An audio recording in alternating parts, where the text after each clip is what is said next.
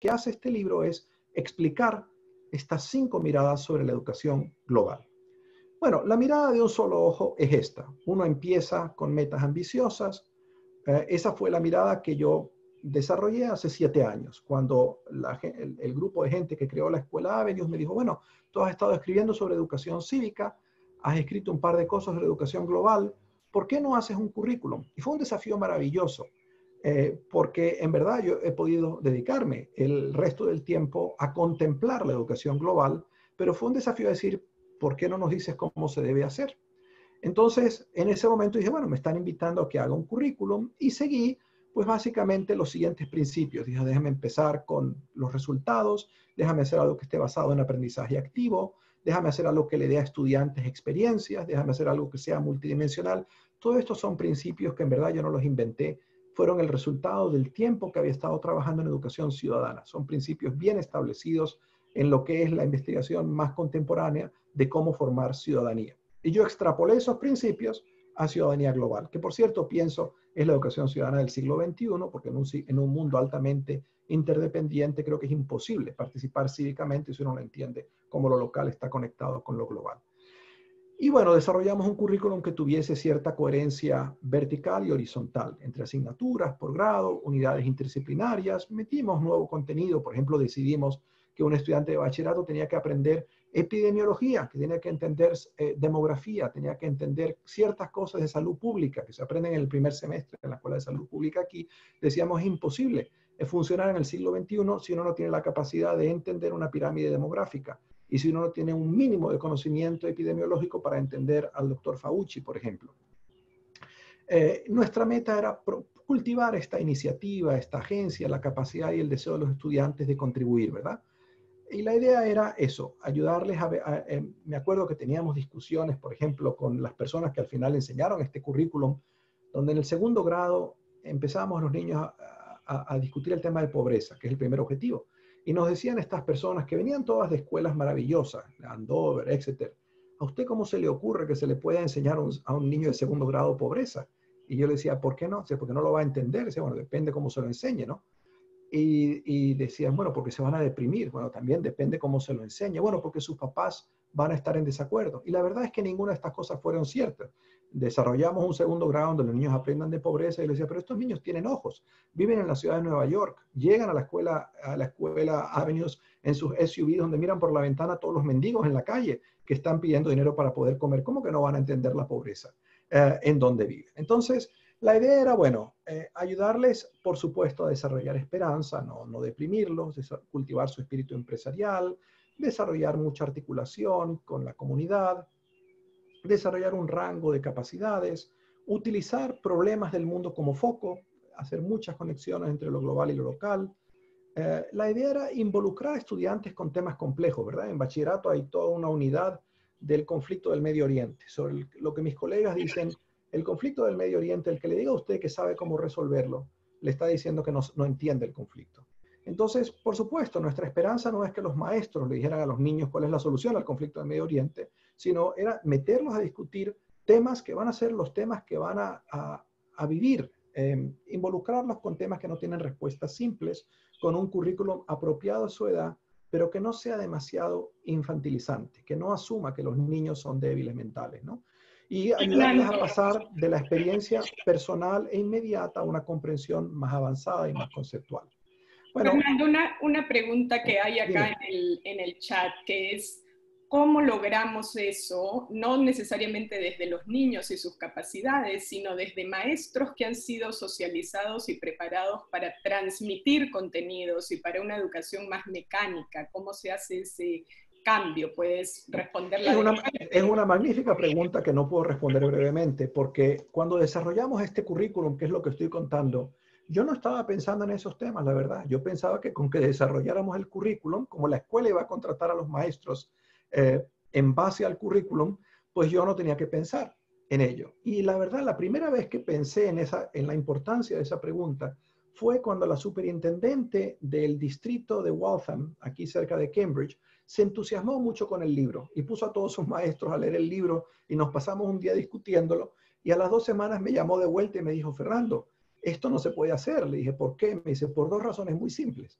Tú aquí inventaste que había que dedicarle 8 horas a la semana, todas las semanas, desde kinder a bachillerato, al curso global, y que todos los demás asignaturas, la asignatura de inglés, de matemáticas, tenía que estar articulado. Eso lo puede hacer la escuela Avenue, pero yo no puedo hacer esto. Y lo segundo, tú tienes aquí una cantidad de contenidos que mis maestros no pueden enseñar.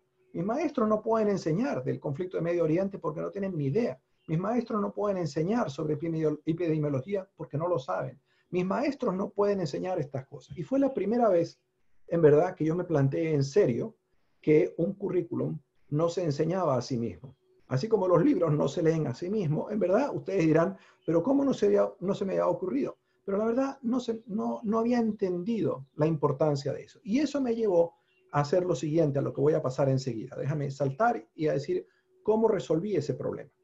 La manera en que resolví ese problema es, en ese primer libro, por alguna razón, también interesó a mucha gente y se vendieron 20.000 copias de ese libro en un plazo de un año. Pero eso no quiere decir que 20.000 personas enseñaron el currículum. Muchos me escribieron para decirme que ellos no podían enseñar ese currículum y con algunos de ellos conversé, como el caso de esta superintendente de Waltham, y aprendí mucho de esas conversaciones. Aprendí todo lo que estaba mal con ese currículum, con los supuestos de ese currículum. Aprendí lo limitado de mirar el proceso de cambio con un solo ojo, que era el ojo del currículum. Y entonces reuní a mis estudiantes y les dije, ¿por qué no desarrollamos una versión de este currículum que sí se pueda enseñar? Y entonces ahí entendí que prestar atención al proceso de introducción del currículum en la escuela era tan importante o más que el currículum mismo. Y entonces diseñamos un proceso. Déjame saltar de esto aquí para pasar a lo que hicimos en lo que fue en verdad en la versión 2.0 de esto, que fue este libro. Entonces, en este libro, primero descubrí una cosa. Descubrí que hacer las cosas muy complicadas es hacerlas muy difíciles. Y mis 350 unidades, bonitas que a mí me parecían, a lo mejor servían para que los maestros de Andover o Exeter los pudieran enseñar, pero ciertamente no servían para los maestros de Waltham. Entonces dije, ¿habrá alguna manera de simplificar esto? De hacer una versión que le dé a estos maestros la posibilidad de comprender la idea, pero al mismo tiempo la sensación de que ellos lo pueden hacer, en vez de apabullarles con algo que les dice, esto no es para mí. Entonces reuní a un equipo de 35, en verdad, estudiantes de posgrado y les dije, nuestro desafío es hacer la versión más sencilla posible de esto. ¿Será que podemos hacer una versión de este currículum en 5 lecciones por grado? Y el primer currículum tenía unidades, que no es una lección, porque yo no sé quién me había convencido que los maestros buenos no les gusta que les den lecciones porque ellos quieren hacer sus propias lecciones. Y entonces uno lo que tiene que darles es orientaciones para que ellos hagan sus propias lecciones. Y la verdad, escuchando a mucha gente que me hablaban de y eso es lo que era el currículum de Avenues. Y lo que yo escuché de mucha gente es una enorme dificultad en traducir esas unidades en lecciones. Entonces dije, yo no voy a aceptar esta visión convencional y yo voy a desarrollar lecciones. Vamos a darnos el tiempo de desarrollar lecciones y le vamos a dar lecciones. Y la verdad no fue muy bien. O sea que hoy no estoy tan convencido de esa idea de que los maestros buenos no les gustan que den lecciones. Desarrollamos unas lecciones que son bastante scripted. Pero la otra cosa que incluimos aquí fue un proceso que explicase cómo habíamos construido el currículum, cómo pasabas de las metas de desarrollo sustentable al currículum. Y lo otro que incluimos fue un proceso muy simple, que le explicase a la escuela cómo hacer esto. Como yo había estado dando montones de charlas a gente que se había interesado en este currículum, había aprendido algo de cómo hacer una ingeniería social en la escuela. Y en verdad no hay nada novedoso en esto. Todo lo que hicimos fue escribirlo. Y resulta que cuando usted escribe las cosas de forma sencilla, aunque no sea novedoso, pues esto hace más sencillo todo el tema del libro. Y entonces este proceso decía, primero, hay que poner a un grupo a cargo de esta tarea.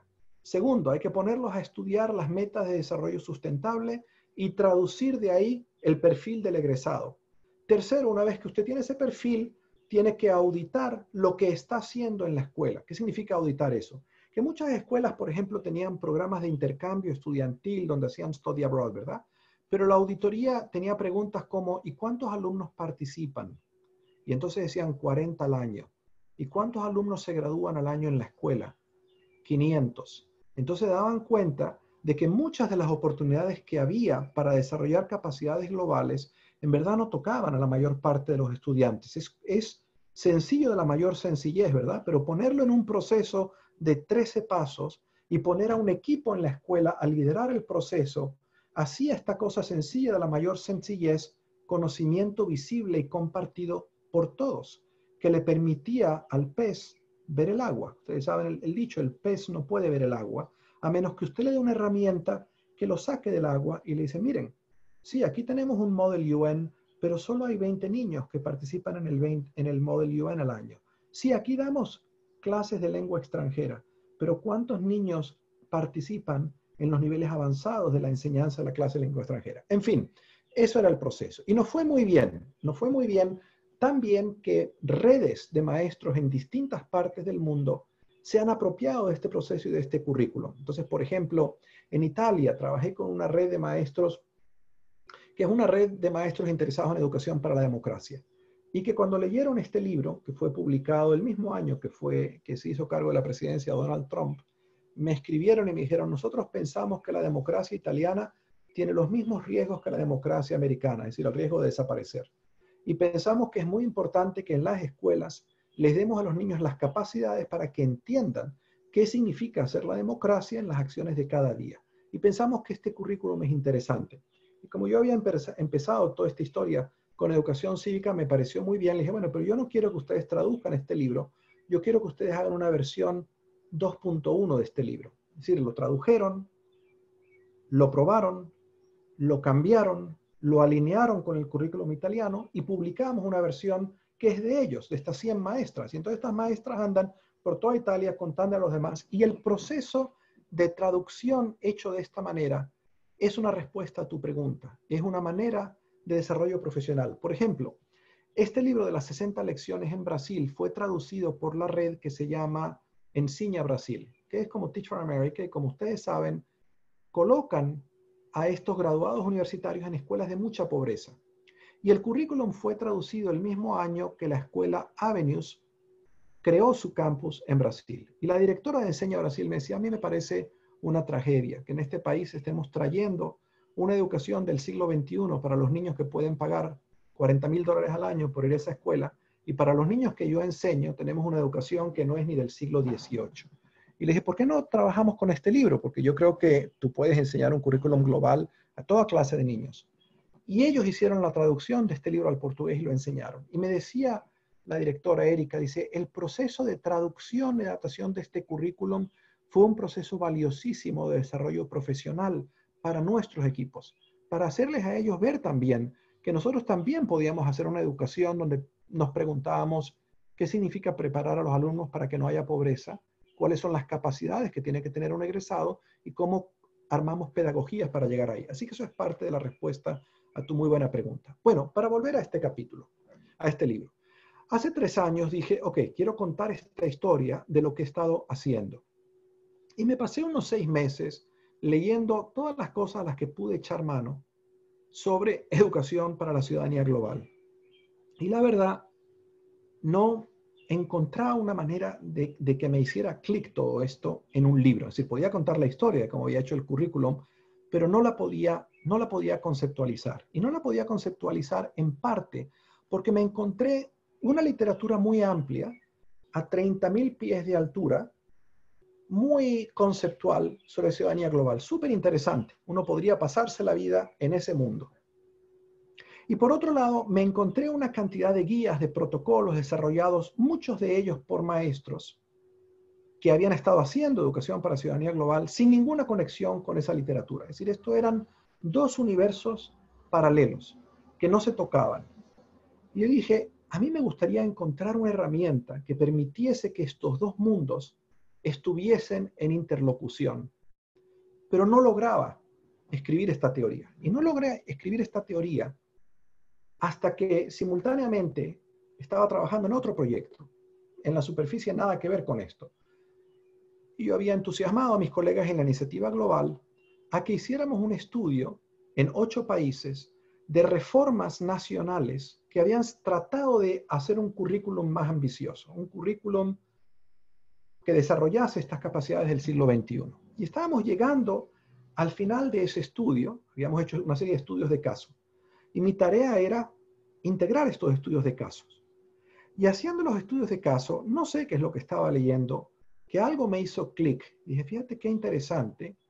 Por ejemplo, en el caso de México, hay claramente una perspectiva política que está orientado a esto, junto con una perspectiva profesional. Pero en el caso de Finlandia, hay una perspectiva muy institucional.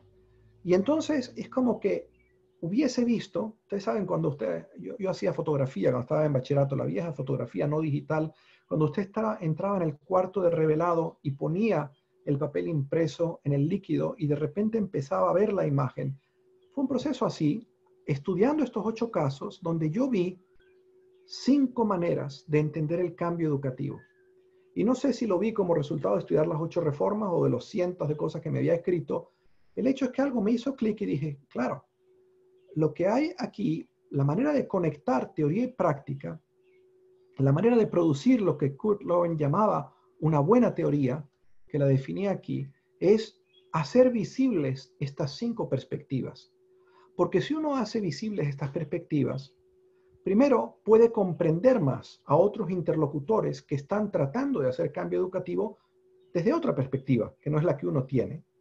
Y además puede lograr una perspectiva más completa. Si uno lograse esta vieja aspiración de Goethe, si cada una de estas perspectivas fuese un idioma, fuese un lenguaje, si pudiésemos hablar 5 lenguajes, tendríamos mucha más multivisión estereoscópica sobre la realidad educativa. No solamente podríamos entender mejor al otro, podríamos entender de forma más completa este tema. Entonces, ¿cuáles son estas perspectivas? Estas perspectivas son una perspectiva, y lo que hace el libro básicamente es contar en qué consisten estas perspectivas.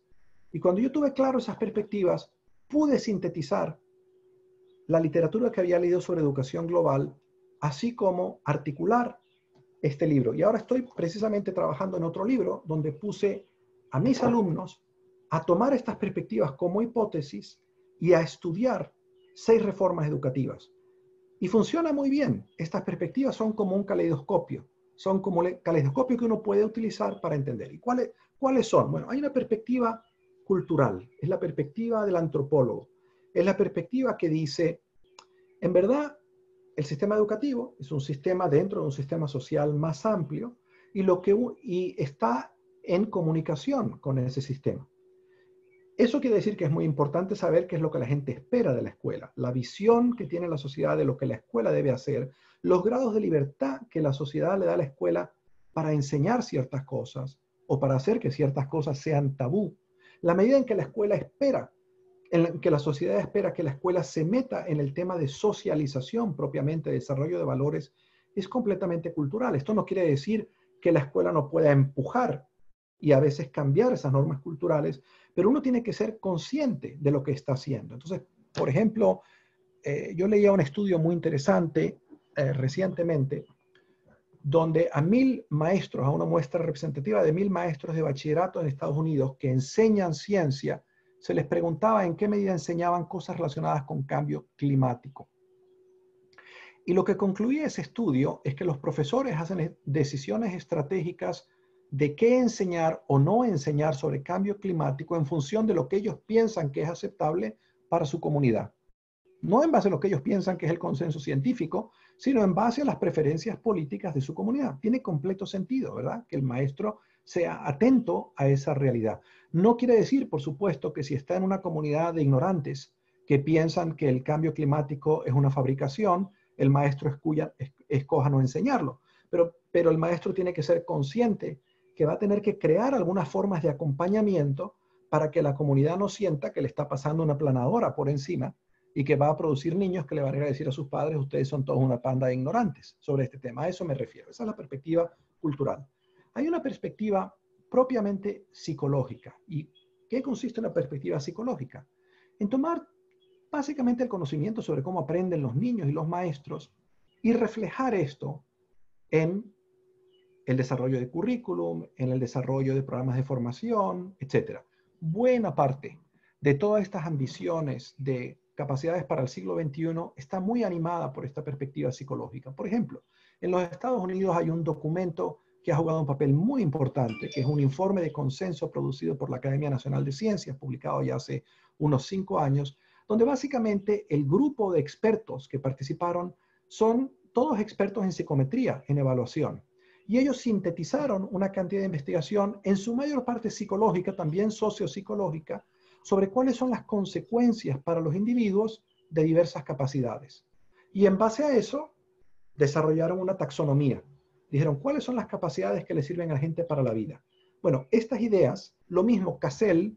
CASEL es un esfuerzo, el Consorcio para la Promoción de Desarrollo Socioemocional, es un esfuerzo anterior, tiene ya varias décadas, donde un grupo, sobre todo de psicólogos, sintetiza el conocimiento sobre el desarrollo socioemocional y decide compartir esto, influir sobre lo que hacen las escuelas. Esto es una perspectiva psicológica, pero es solo una perspectiva. ¿En qué consiste una perspectiva profesional? Una perspectiva profesional consiste en decir, bueno, este tema de la educación debería estar basado en experticia. Para uno tener una organización que funcione basada en saber experto, hay ciertas cosas que tiene que hacer para asegurar esto. Por ejemplo, reglamentar quién puede ejercer la profesión, establecer los criterios de acreditación de las instituciones que preparan a quien ejerce la profesión, decidir, por ejemplo, si quien es nombrado para ejercer la profesión puede ejercerla de por vida o debe ser reevaluado a lo largo de su carrera. Decidir si la promoción de una persona descansa sobre demostración de saber experto o no.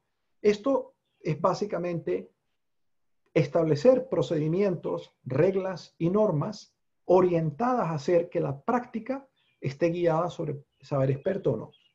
Luego hay una perspectiva institucional. Es la más común entre los reformadores educativos. Básicamente una perspectiva que dice, mira, un sistema educativo es como un rompecabezas, tiene varias partes y todas tienen que estar alineadas unas con otras. Hay un currículum, hay unos estándares, hay formación de profesores, hay evaluación. Todo esto tiene que estar en sincronía porque si no, no hay cambio. Esta perspectiva sistémica es la que adoptan la mayor parte de quienes hacen políticas educativas.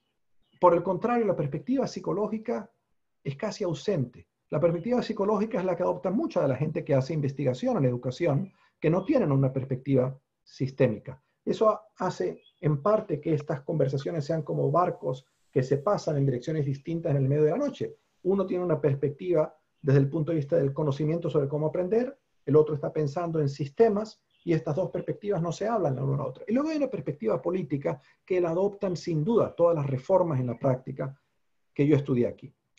Y bueno, ¿qué es lo que yo articulo en este libro?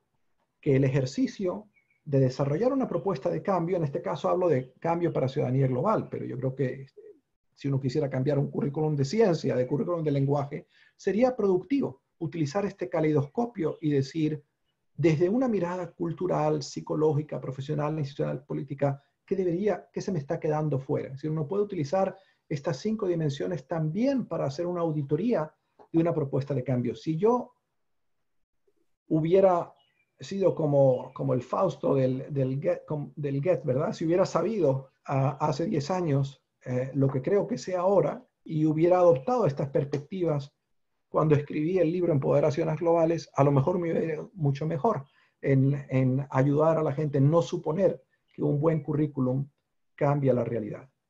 Bueno, yo creo que esto es lo que yo quería decir. Les podría contar otras cosas, pero creo que sería más interesante conversar con ustedes un poco. Déjame ver a ver qué otras cosas había previsto. Es un poco elaborar porque es importante esto, pero creo que no es necesario. Creo que tenemos suficiente para tener una conversación. ¿Te parece, Paula? Pero si quieres que siga echando este rollo, lo puedo seguir echando.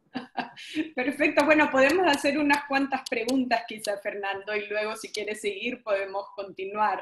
Hay Okay. varias preguntas interesantes acá en el chat y te puedo hacer una por una. Una de los puntos que la gente está haciendo es cómo este momento de pandemia está llevándonos al protagonismo del estudiante, cómo realmente se enfatiza el Student-Centered Education y cómo eso de alguna manera hace repensar la pedagogía, que me parece que va muy alineado con lo que tú estás presentando. Entonces, ¿de qué manera ves tú esta reorganización de el protagonismo que los estudiantes necesitan en la educación a distancia, ya sea como un catalizador de cambio educativo o como un tremendo reto también de estos momentos? Sí, bueno, mira, en primer lugar, déjame dar un disclaimer. Y el disclaimer es que yo creo que esta pandemia es una desgracia, ¿ok? Es un cataclismo. Digamos, yo no me imagino nunca diciendo qué bueno para la historia de la educación que tuvimos la pandemia del 2020. Porque la pandemia del 2020, así como va a matar a muchas personas, va a matar muchas mentes. Entonces, empiezo por ahí. Es terrible, esta pandemia está siendo visible todas las fragilidades de nuestros sistemas educativos, todas las desigualdades de nuestros sistemas educativos y las va a amplificar. Habiendo dicho esto, digamos, decir esto no es demasiado útil, en verdad, y lo que puede llevar es a una gran desesperanza a hacer lo que hizo Uganda, decir apaguemos la luz, aquí no hay nada que hacer. Entonces hay que empezar a preguntarse, bueno, ¿y dónde está el vaso medio lleno? Aunque no sea medio lleno, sino que sea nada más 10% que está lleno. Yo sí creo que va a haber varios dividendos. Podría haber varios dividendos de esta pandemia. El primero es volver a poner sobre la mesa qué significa enseñar cosas que tengan sentido. Yo creo que algunos ministerios han estado más obsesionados con cubrir contenidos que con preguntarse qué tiene sentido, pero la realidad de que el mecanismo de entrega está tan disminuida está obligando a todo el mundo a repriorizar. Y eso no es malo. Yo creo que eso no es malo en lo más mínimo, porque en verdad yo creo que en el sector educativo es de los sectores donde es tan fácil confundir los medios con los fines, ¿verdad? Es decir, uno inventa, qué sé yo, un sistema de evaluación para guiar el desempeño y se cree que la meta es la evaluación. Y entonces la meta se convierte todo en la manera en que se seleccionan líderes, se empoderan líderes, y a la gente se le olvidó que la evaluación estaba muestreando cosas y que lo que tiene sentido al final es que aprenden los estudiantes y qué pueden hacer con lo que aprendieron. Así que yo creo que ese va a ser un dividendo, el volver a centrarnos en qué es importante y en recordar el valor de priorizar. Y recordar el valor de que a veces menos es más, ¿no? Es lo que yo descubrí cuando dije, en verdad yo no necesito 350 unidades, yo puedo comunicar estas cosas con 20 lecciones o con 60 lecciones, no con 350 unidades. El segundo dividendo es que nos va a recordar la enorme agencia que tienen los estudiantes y sus padres y los maestros. Es decir, en el medio de esta catástrofe hay cosas buenas que están ocurriendo. Y yo creo que eso es muy valioso para líderes educativos y para profesores, redescubrir el poder de sus estudiantes. En el fondo, a los estudiantes y a sus familias les va a tocar estar mucho más a cargo de su educación de lo que habían estado antes. Eso creo que es buenísimo. Claro, hay el gran riesgo de que hoy en día tenemos niños que están siendo educados por padres que son ganadores de premio Nobel, y tenemos niños que están siendo educados por padres que son analfabetos. Esa es la realidad que tenemos. Pero la verdad es que ese es el mundo. Y la pregunta que la escuela debería hacerse es, bueno, ¿y cómo aseguramos que podemos apoyar al niño que tiene un padre analfabeto para que pueda aprender también? Entonces, el redescubrir, digamos, el enorme potencial del niño de aprender de forma independiente y de sus padres de apoyarlo es muy bueno. En estos casos, estudios de casos que yo he estado haciendo, el estudio de la ciudad de Bogotá me parece maravilloso, donde la secretaria de Educación, que en una semana armó un equipo donde crearon una estrategia alternativa de continuidad, y al principio todo estaba basado en educación en línea, y como estaban encuestando se dieron cuenta que eso llegaba al 10% de los niños, y entonces cambiaron y se dieron cuenta que, bueno, tenían que usar televisión y radio, y después a las 2 semanas se dieron cuenta, espera un momento, estamos tratando de reproducir la escuela en el salón, en la casa, y eso no tiene ningún sentido. Lo que tiene sentido es reconocer que la casa es el lugar de enseñanza, cómo podemos fortalecer a la casa para que sea el mejor lugar de enseñanza. Es el gran shift, digamos, entre homeschooling y tratar de crear enseñanza por Zoom en la casa, que es un absurdo, que es lo que le estaba generando angustia a estos padres en Chile que le decían al ministro, pero usted se da cuenta de los problemas que tenemos aquí en la casa. Entonces, Eso también creo que es muy bueno, en la medida en que, a ver, los psicólogos evolutivos dicen que cuando uno tiene un paradigma, un estadio de comprensión del mundo, necesita una crisis para darse cuenta que el paradigma no le permite entenderlo y eso es lo que le permite saltar de paradigma.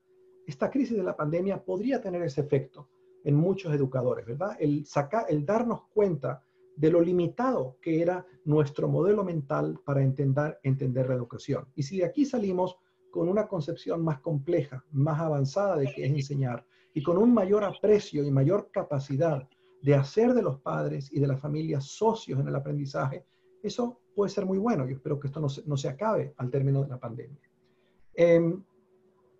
Recuérdame cuál era la pregunta, porque no me acuerdo a dónde me fui con esto que te estaba contando. La pregunta era intentando pensar cómo el protagonismo de los estudiantes es ahora más relevante. Sí, por supuesto. Es un reto. Entonces hay una pregunta conectada que es, bueno, ¿de qué manera o quizás a través de alguno de los casos que has estudiado has visto resultados positivos de cómo reforzar esas habilidades más autónomas de los estudiantes? Por supuesto, lo que nos convoca en este grupo es siempre la lectura y la escritura, que son herramientas esenciales en ese aprendizaje autónomo, pero quizás si entre tus casos más recientes... Mira, te voy a dar uno que yo no creo que es ningún principio nuevo, en verdad. Una de las organizaciones que he estudiado es una organización en Chile que sirve a 2.000 jóvenes que abandonaron sus casas porque habían sufrido abuso de parte de sus padres. Usted imagina que son jóvenes muy vulnerables y esta organización que maneja este programa, que se llama El Hogar de Cristo, tenía un programa básicamente orientado al desarrollo socioemocional junto a un currículum acelerado. Sería bueno si quienes no están hablando apaguen el micrófono para no escuchar la respiración de aquellos de ustedes que están respirando sobre el micrófono. Gracias. Entonces, esta organización, al pasar a enseñar en línea, empezó a desarrollar una metodología con guías de aprendizaje, donde le daban a estos niños guías, módulos, para que ellos aprendiesen de forma autónoma, de forma independiente. No les decían qué es lo que deben ustedes aprender, pero les daban básicamente, yo llamaría eso una educación basada en proyectos, con unas guías muy sencillas, distribuidas en PDF a través del WhatsApp. Yo no sabía que tú podías en WhatsApp transmitir PDFs. Entonces, eso es un ejemplo. No hay nada de esto que se relacione específicamente con la pandemia. Lo que se relaciona con la pandemia es que los maestros se dieron cuenta que si estos niños no iban al centro todos los días, tenían que buscar alguna otra forma donde los niños iban a estar estudiando solos la mayor parte del tiempo y iban a chequear con los maestros 1 hora al día, a chequear el aprendizaje. Ese sería un ejemplo, te podría dar otros, pero sí, yo creo que no sería malo. Mira, te voy a dar un ejemplo que conecta con esta pregunta. En pantalla tienen ustedes datos de una encuesta por muestreo, muestras representativas de maestros, administrado por la OCDE.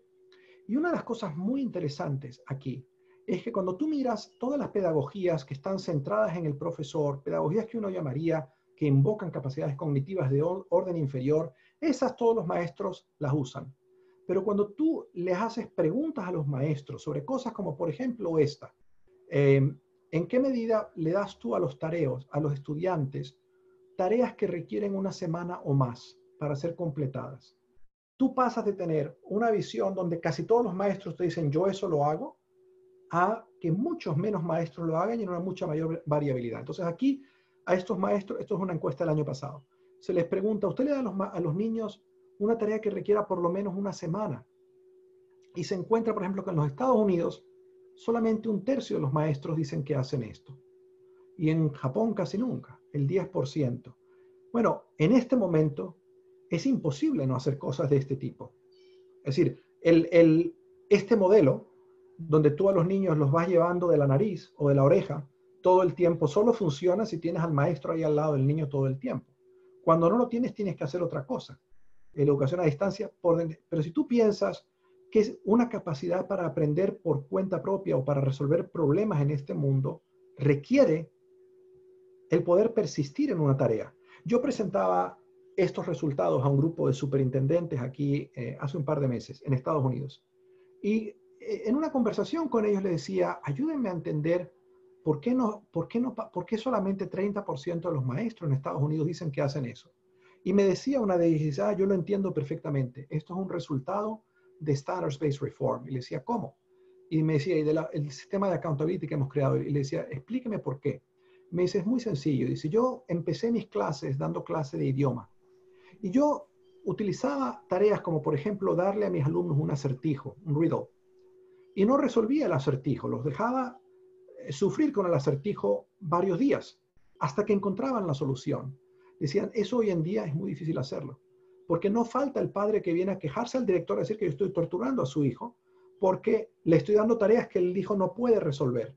Entonces, eso a lo que lleva el path of least resistance es, mira, yo no me quiero complicar la vida, yo no quiero lidiar con padres que me digan que le estoy dando una tarea muy compleja. Entonces yo le voy a dar a los alumnos rúbricas y scaffolding y cosas muy sencillas que todos pueden resolver. Yo no sé si esto es un problema de Standards-Based Reform o de interpretación de lo que eso significa, pero la realidad es que sí tenemos un sistema que en verdad creo que debilita a los estudiantes tal y como está reflejado en esta encuesta. En fin, una respuesta un poco larga a tu pregunta, Paula.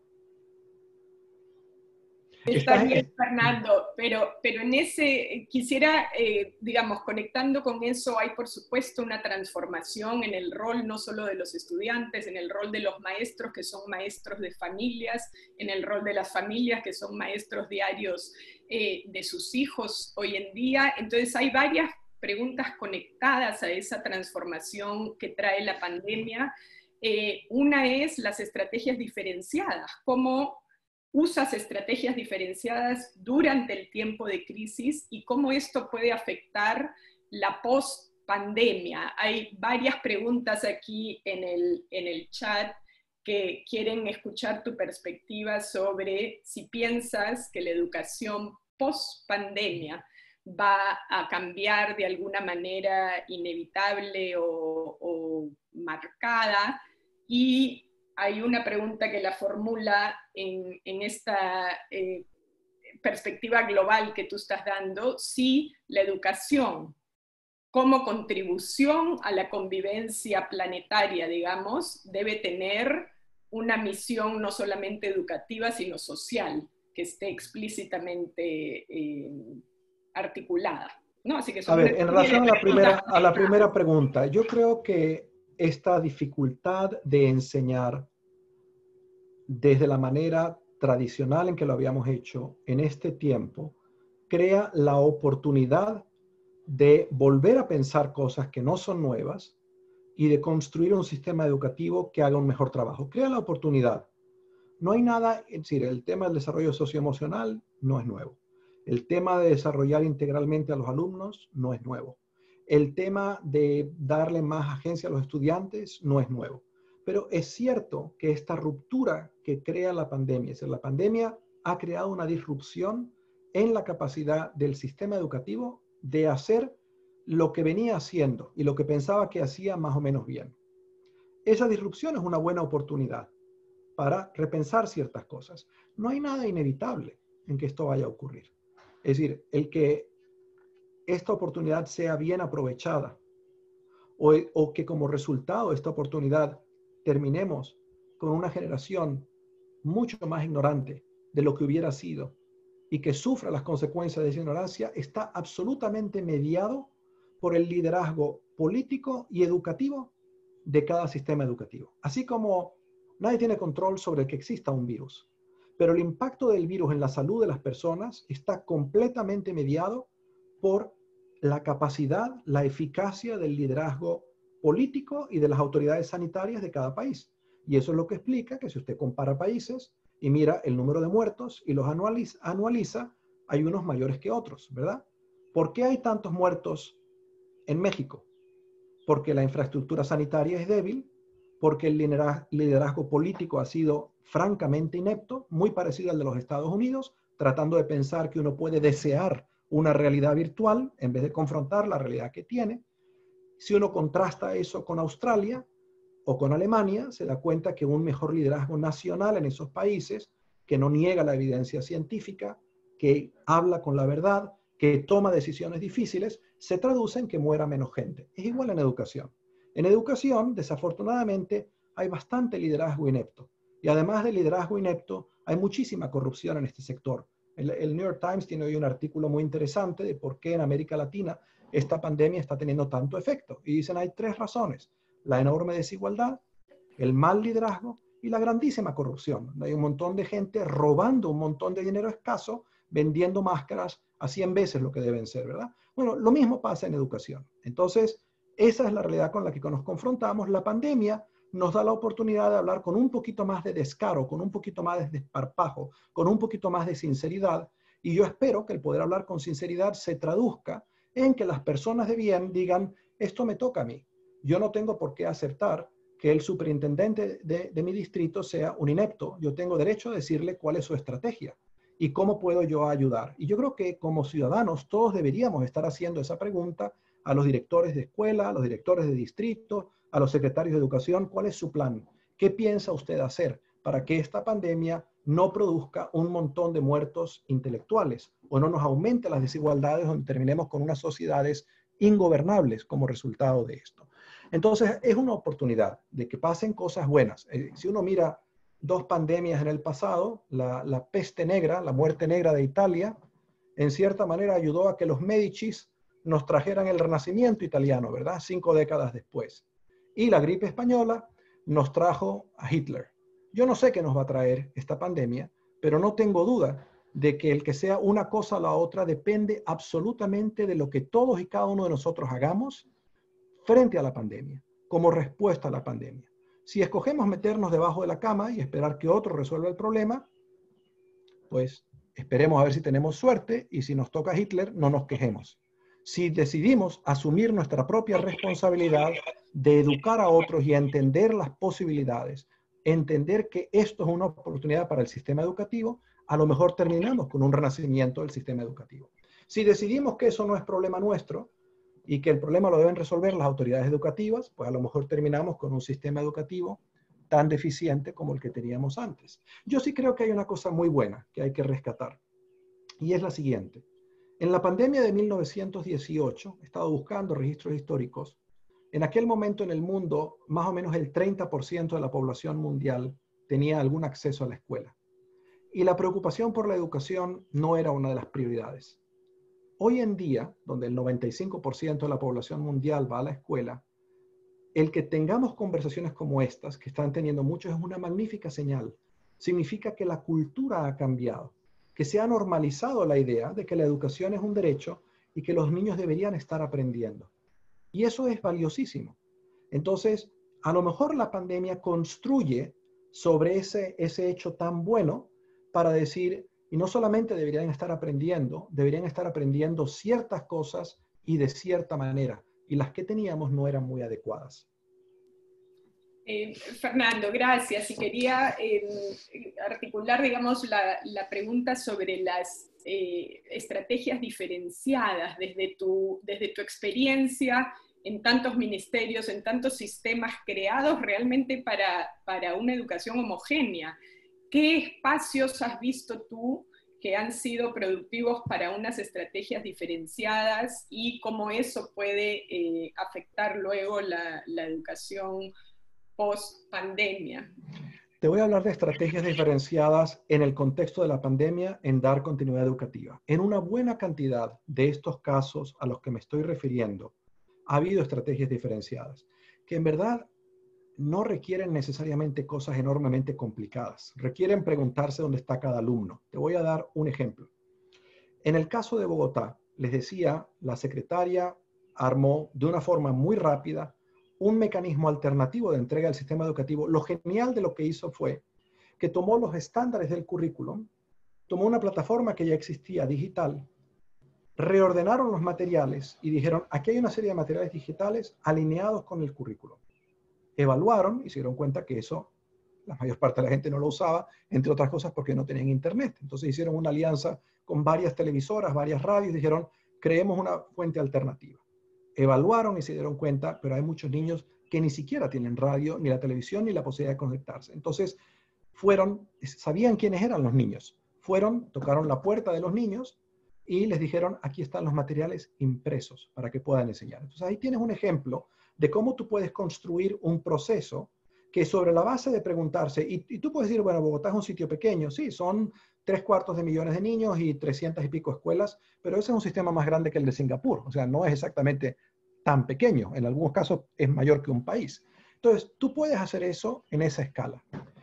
Ciertamente, en todos los casos donde hay ONGs que he visto, hay cosas parecidas, de preguntarse dónde está cada niño y cómo aseguro que le entrego el servicio al niño.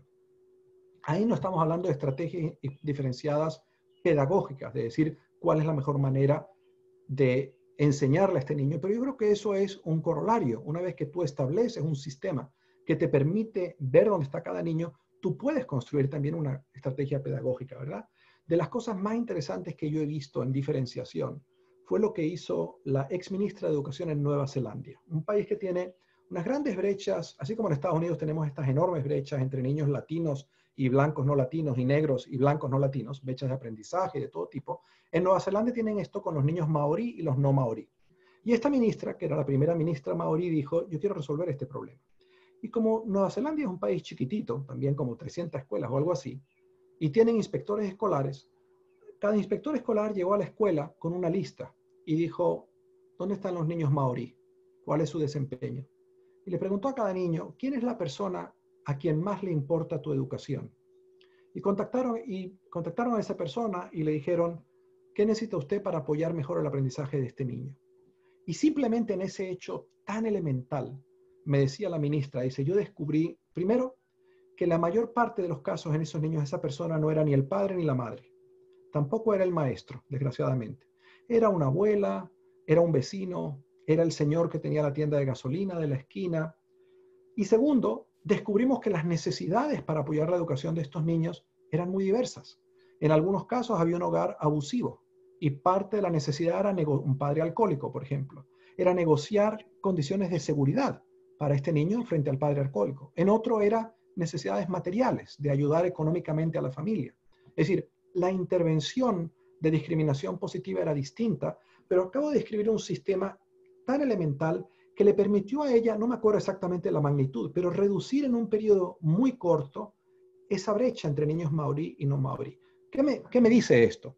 Que crear un sistema diferenciado, lo primero que necesita es un sistema de diagnóstico de saber dónde está cada niño, y lo segundo que necesita es desarrollar procesos que te permite encontrar a cada uno donde está. Esto no es imposible. A veces uno se imagina soluciones muy complejas para algo que no tiene que serlo. Y sí creo que esta pandemia, por supuesto, quien no haga esto va a dejar fuera una cantidad de niños. Creo que el gran descubrimiento de la pandemia va a estar para muchos ministerios en el poder de las alianzas con la sociedad civil. Para darte otro ejemplo de Chile, por ejemplo, hay una organización que se llama Enseña para Todos, Teach for All, que es como Teach for America, es un consorcio de Teach for America, 55 países. Y Teach for America es una cosa muy simple, agarra recién egresados universitarios, los pone a trabajar por 2 años en escuelas de mucha pobreza y la esperanza es que en esos 2 años, como un Peace Corps, estos niños por lo menos no hacen daño, hacen algo bueno y desarrollan un mayor compromiso con la educación pública para el resto de su vida. En Chile, y la gran ventaja de este Teach for All es que todos los miembros de este corps reciben una newsletter que les cuenta lo que está pasando en los 55 países. Entonces, 2 jovencitos chilenos que tendrían 25, 26 años, anuncia el ministerio que va a cerrar las escuelas. Y dicen, ¿cómo vamos a enseñar? Y reciben en la newsletter que 2 compañeros en Nigeria empezaron a grabar sus clases en su teléfono y a distribuirlas por WhatsApp. Y dijeron, oye, esto lo podemos hacer nosotros. Y se pusieron a grabar unas clases de matemáticas y de español. Y parece que fueron unas clases muy amenas, muy divertidas, con un gran sentido del humor. Y en el plazo de 2 semanas, todos los niños en esta municipalidad estaban escuchando las clases de estos 2 jovencitos. Y entonces el director de Enseña por Chile le contó esto, o el alcalde, no me acuerdo, se lo contó a otro. Y en el plazo de 3 semanas se habían puesto de acuerdo los alcaldes y 240 emisoras de radio para transmitir lecciones de este tipo por todo el país, pero sobre todo por el Chile rural, por los sitios donde no había internet, etc. Bueno, esto es un ejemplo muy bonito de cómo 2 personas relativamente jóvenes nadie puede decir que son unos magníficos maestros, muy bien preparados desde una perspectiva profesional. Estos son muchachos con buena voluntad y que saben algo de tecnología, pero más nada. Pero por estar conectados en una red que los inspira, dicen, bueno, si estos de Nigeria pueden hacer esto, ¿por qué no lo puedo hacer yo? Son capaces de hacer algo que el ministerio no pudo hacer. Y yo creo que esto es un gran aprendizaje para todos. El gran poder que hay en la sociedad civil, que nadie tiene el monopolio de las buenas ideas, que nadie tiene el monopolio de la capacidad de innovación. Yo creo que a veces, si uno mira con un sentido evolutivo a las instituciones educativas, pues dice, hay unas instituciones que son manejadas de una manera un poco militar, ¿no? Una manera industrial. Las decisiones vienen de arriba y hay una cadena de arriba hacia abajo de comando.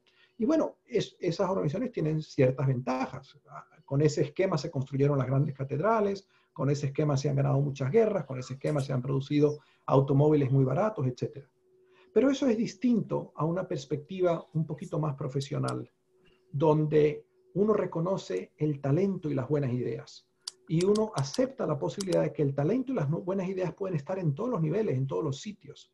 Y cuando uno piensa en Facebook, está basado un poco en esa noción, en que las buenas ideas pueden venir de cualquier sitio.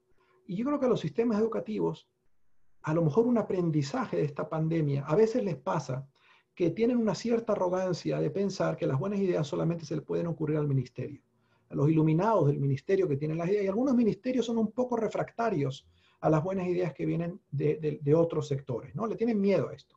Y yo espero que esta pandemia, no tengo duda de que los ministerios que se enfrasquen en ese modelo mental son los que más van a desaprovechar la oportunidad y los que van a producir más muertos intelectuales.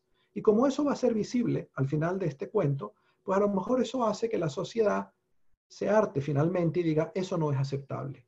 Es decir, ya es hora de que empecemos a hacer unos ministerios y unos sistemas educativos que realmente cultiven el profesionalismo, que promuevan la colaboración, que animen la creatividad, que reconozcan el talento y las buenas ideas donde estén. Y nadie tiene el monopolio de esto. No hace falta una credencial del partido para ser capaz de tener buenas ideas.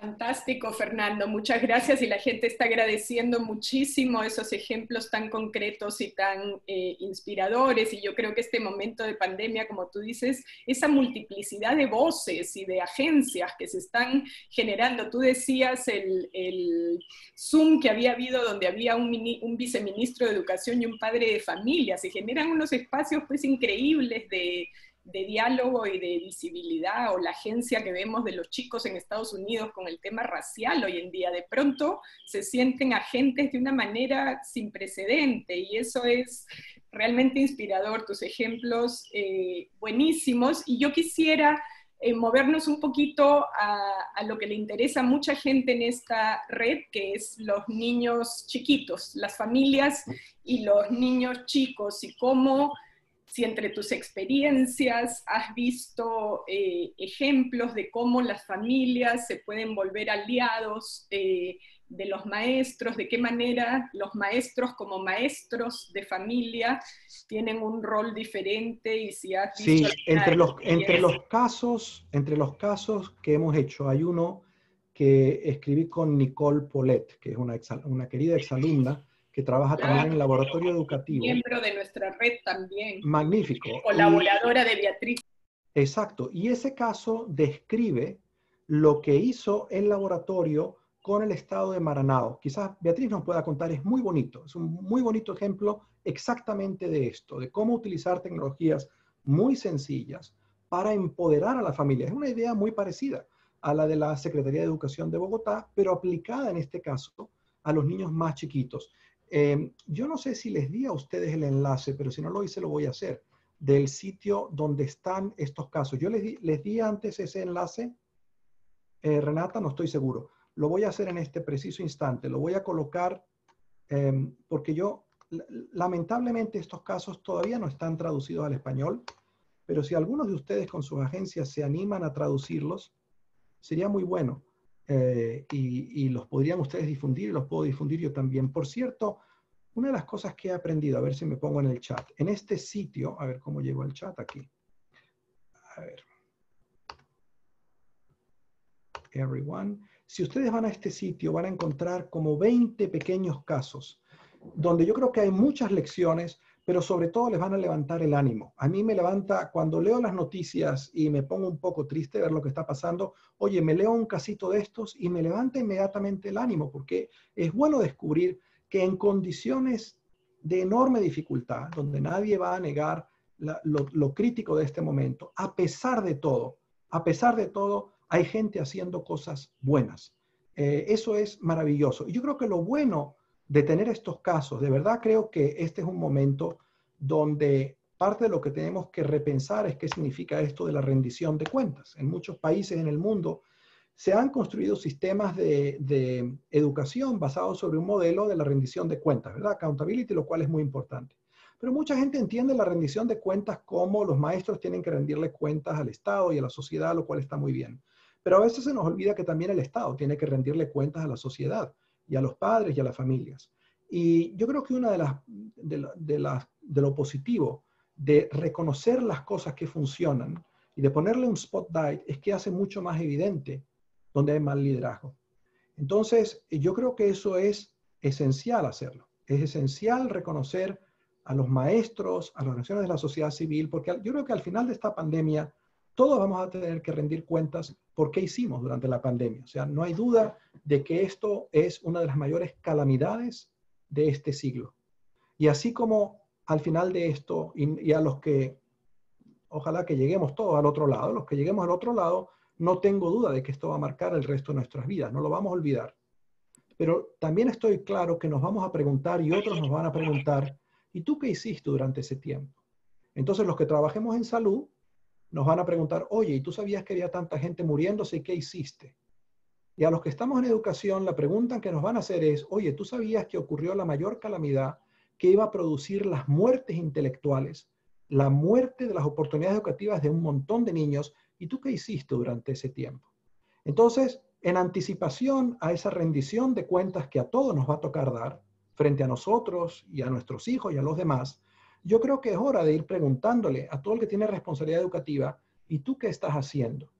Y yo creo que en ese sentido, el paso de una noción de catástrofe, de crisis, donde nada es posible, a uno que diga, no, sí hay cosas que es posible y hay gente con enormes dificultades haciendo cosas posibles, le hace a uno más fácil preguntarle, por ejemplo, al comisionado de educación de Massachusetts, ¿y usted qué está haciendo? A quien llevo 3 meses escribiéndole, por cierto, haciéndole esa pregunta, y no me ha contestado todavía el correo. Voy a seguir escribiéndole y escribiré sobre el hecho de que le escribí durante 3 meses y no me contestó, preguntándole usted qué está haciendo, porque creo que si tuviésemos en nuestros líderes educativos en este país un poquito más de apertura mental y la humildad intelectual de reconocer que podemos aprender de países como Colombia, como Chile, no tendríamos tantos muertos intelectuales como vamos a tener. Como si hubiésemos tenido la humildad de aprender de Corea del Sur o de Nueva Zelanda y de Australia, no tendríamos tantos muertos como tenemos en este momento. Fernando, y nos ibas a contar sobre el ejemplo del laboratorio de Educasao. Porque, si tenemos con nosotros a Beatriz, yo prefiero que Oh, ella nos lo Beatriz. cuente. Beatriz, Buenísimo. ¿por qué no nos lo cuentas tú, Beatriz? Me imagino que conoces bien el caso que hizo Nicole, ¿verdad? Beatriz, ¿estás aquí?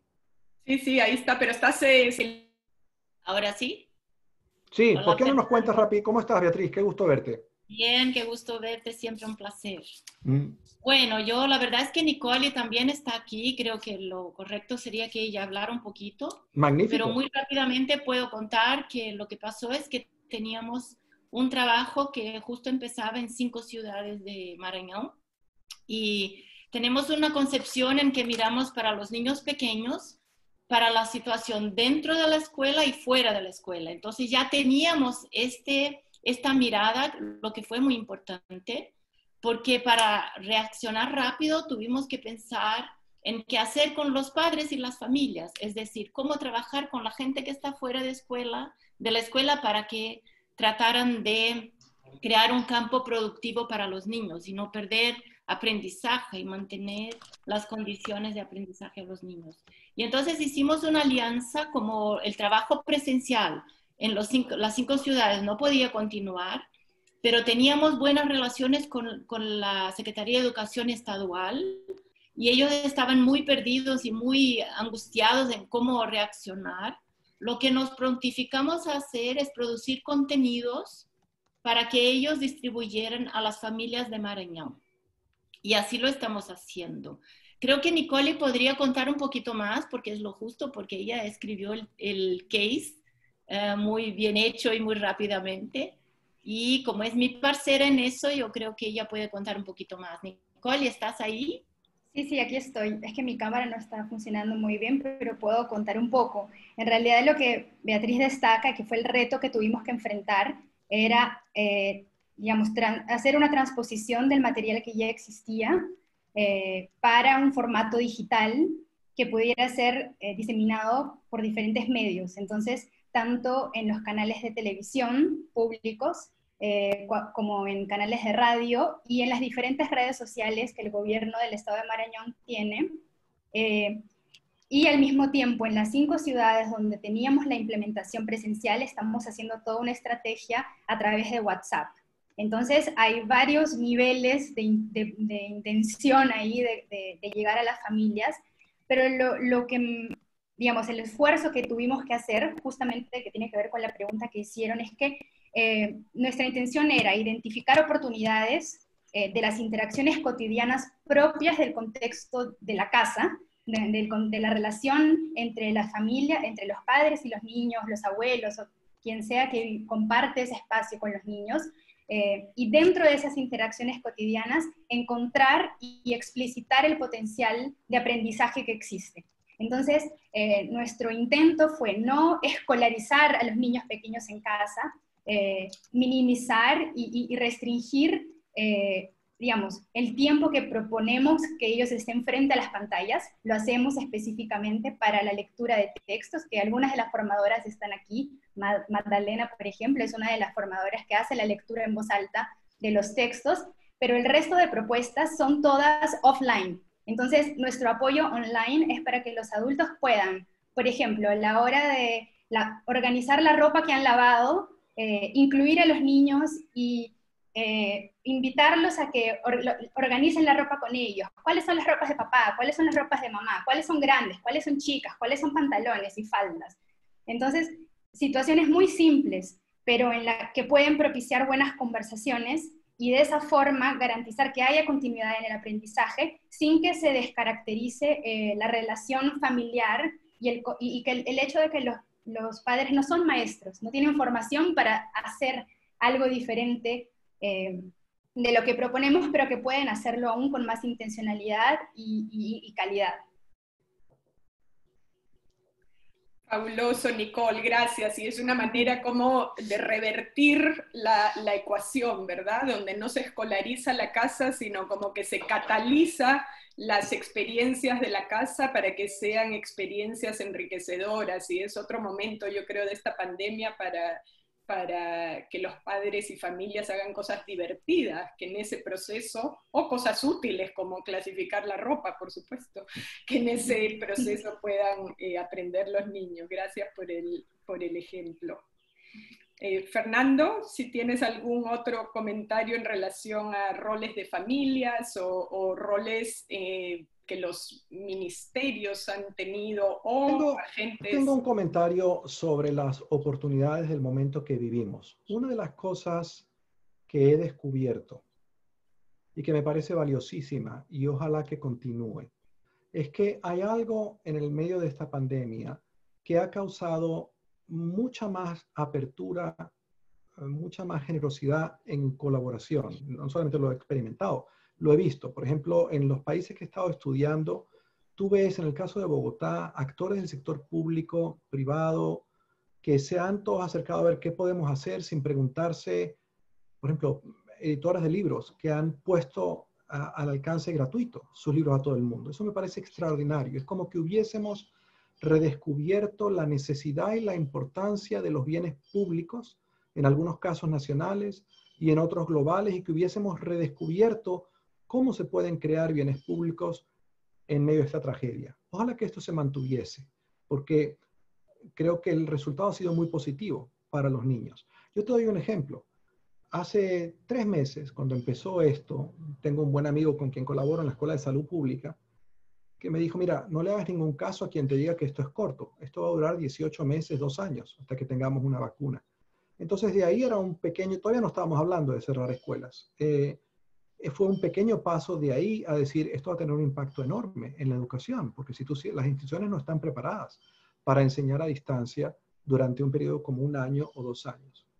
Y entonces en ese momento me acerqué a colegas en varias instituciones a decirle, yo tengo la sensación de que va a haber mucha gente que va a tener que tomar decisiones en ausencia de completa información, porque no existe la receta de cómo educar en pandemia. No tenemos ese conocimiento.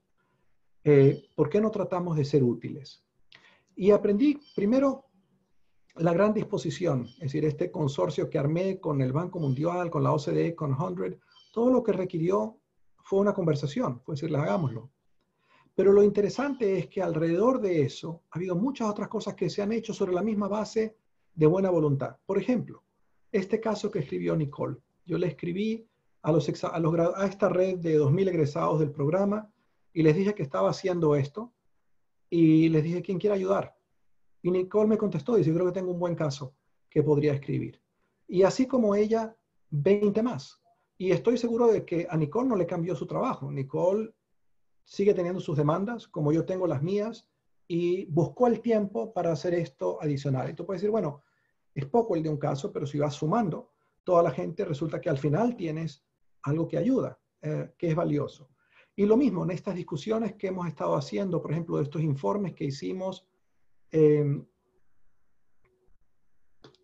todo lo que me costó fue pedirle en el caso de Colombia a alguien que tiene una red que lo armase y ellos armaron el foro. Y entonces estamos descubriendo o redescubriendo primero el poder de la colaboración, la buena voluntad que hay para establecer colaboraciones, el poder de la tecnología para hacer cosas nuevas. Es decir, que en un foro tú puedas tener a 3.000 personas de todo tipo. Era mi sueño del diálogo informado cuando escribí el libro antes de que existieran las herramientas para hacerlo. Entonces yo creo que eso es muy bueno y eso me da mucha esperanza, el que hayamos descubierto eso. Y yo creo que hay que balancear digamos, seguir tratando de hacer cosas animados por esa esperanza, no desanimarse por descubrir que hay personas, instituciones que todavía no están ahí, a quienes les toma un poquito más de tiempo o que están esperando que otro resuelva el problema.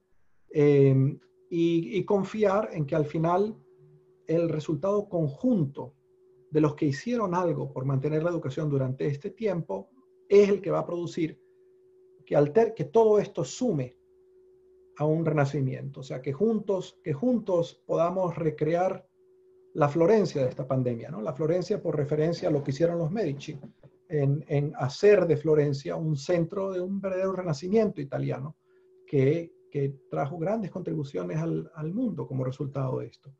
Así que eso es todo lo que quería decir, que en verdad tenemos enormes posibilidades hoy en día, todos y cada uno de nosotros. Y por eso digo que el resultado de esta pandemia, en el fondo, no va a ser en la humanidad si nos trae a una quiebra de la democracia, a un renacimiento, no va a ser el resultado ni del virus, ni de lo que otros hagan. Va a ser el resultado de lo que cada uno de nosotros escojamos hacer. Y sobre eso tenemos bastante control, mientras tengamos salud, por lo menos, y vida. Gracias, Fernando. Hay una última pregunta de Renata sobre tecnología. Tú mencionabas este diálogo constructivo, pero como no teníamos las herramientas. Y hoy hay estas herramientas tanto para la pedagogía como para el diálogo constructivo entre distintos sectores. Y entonces la pregunta de Renata es: ¿qué rol ves tú en estas herramientas, en esta tecnología, para promover estos cambios?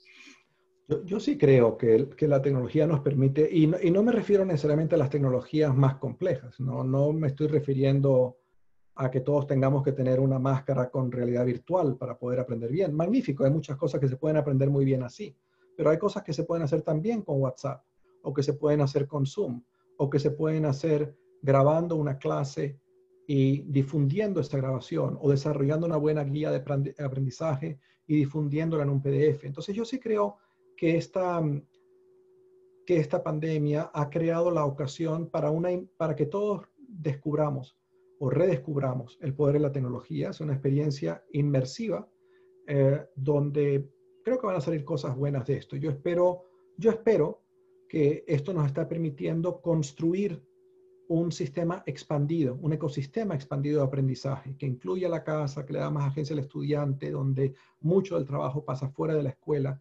Y yo espero que esto se mantenga después. Una buena idea que estas cosas se mantengan. Así que yo sí creo que estas tecnologías son muy útiles. Como siempre, ¿verdad? Yo creo que las soluciones en educación comienzan con hacerse preguntas que tengan sentido y con definirse propósitos que tengan sentido. Y las herramientas, los métodos son tan buenos como sean esas propuestas, el sentido de esas propuestas. Es decir, la tecnología no le da sentido a una propuesta educativa, ni un método le da sentido. Una buena pregunta y una buena respuesta le da sentido. Y yo creo que eso es lo que a veces se nos olvida. Y creo que la pandemia está haciendo que recordemos eso. Fantástico, Fernando. Y nada más quiero apuntar que en el chat Melba Castillo también comparte un ejemplo muy lindo de cómo en Nicaragua están colaborando con una iniciativa de la sociedad civil, médicos y educadores en el comité científico multidisciplinario con un programa de TV. Bueno, lo pueden leer, pero es otro ejemplo de colaboración de sectores y de unir la educación y la medicina, que realmente en tantos niveles y en tantos momentos pueden ser complementarios, por supuesto.